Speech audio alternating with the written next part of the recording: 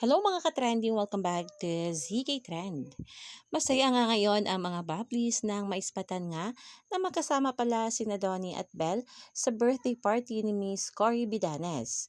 Marami kasing nagsasabi na hindi na umano nakikita sina Donnie at Belle. Taliwas nga ito sa mga lumabas nga na larawan na present nga ang dalawa. Makikita nga dito sa nasabing larawan na kasama nga ni Donnie sina Robbie Kyle at si Bernard Loma, at dito rin makikita na kasama rin ni Belle sina Catherine, Bernard Loma at si Kyle.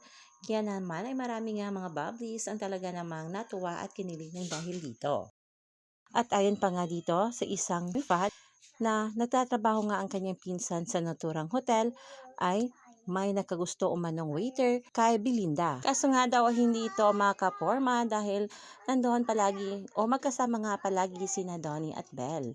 Talaga namang napakaloki nitong ating Belinda at aasahan mong ilang araw o ilang buwan ay lalabasin ang mga larawan na silang dalawa nga sa naturang birthday party ni Ma'am Cory Bidanes.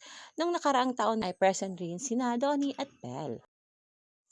Yan na muna ang pa-update natin ngayon sa Don Bell mga kababli. Stay tuned for more Don Bell updates. Hanggang dito na lang. Maraming salamat sa inyong patuloy na panonood.